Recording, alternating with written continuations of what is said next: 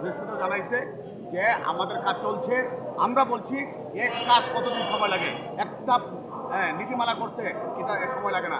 আমরা বলছি শিক্ষা প্রতিষ্ঠান আপনার এমপিভুক্ত হবে। শিক্ষা প্রতিষ্ঠান যদি এমপিভুক্ত করে তাহলে তো এতদিন সময় লাগার কথা না। এটা শুধু একটা তালবাহানা, আমাদের সঙ্গে একটা নাটক করা হচ্ছে, আমরা এটাই মনে করি। আজকে কততম দিন আপনাদের? আজকে আমাদের 8ম দিন। সপ্তমতম দিন। তা এই আন্দোলন কতদিন আর চালাবেন মনে করেন যদি আপনার দাবি মেনে না নেয়? আমাদের দাবি যদি মেনে না হয়, আমরা বলেছি আগামীকাল রবিবার 12টার পরে আমাদের ফাইনাল খেলা শুরু হবে।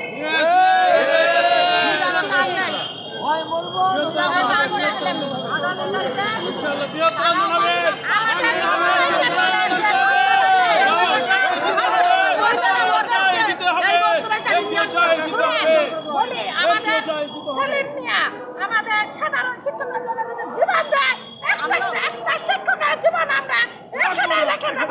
আমরা আমাদের জীবন আর নিয়ে যেতে চাই না। আমরা এখানে রক্তাক্ত করে সারা বিশ্বকে আমরা জানিয়ে দেব যে সেলিম মিয়ার জন্য আমরা সারা বিশ্বের শিক্ষকেরা নয় শিক্ষকেরা এই রাজপথে জীবন দিয়ে আত্মহত্যা দিয়ে গেছি। আমাদের সমাজে কিছু হলে আমরা আক্রমণ থাকবো না, ক্ষমা থাকবো না। এটাই আমাদের একমাত্র সিদ্ধান্ত।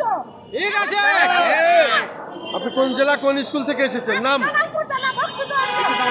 কি নাম আপনার? ধন্যবাদ।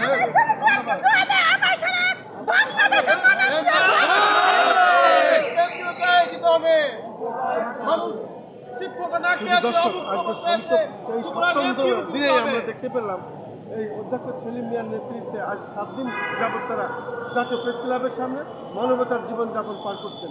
এবং এখানে আমরা আরও অন্যান্য জেলা থেকে এবং অন্যান্য স্কুল থেকে যেসব শিক্ষার্থীরা এসেছেন তার ভিতর নন মুসলিমও আছেন। একজন নারী, তিনি বললেন অধ্যক্ষ সেলিম মিয়ার নেতৃত্বে আমরা যদি জীবন দিতে হয় তবু দেবো, তবে আমাদের এই দাবি আদায় না করে আমরা এখান থেকে যাব না।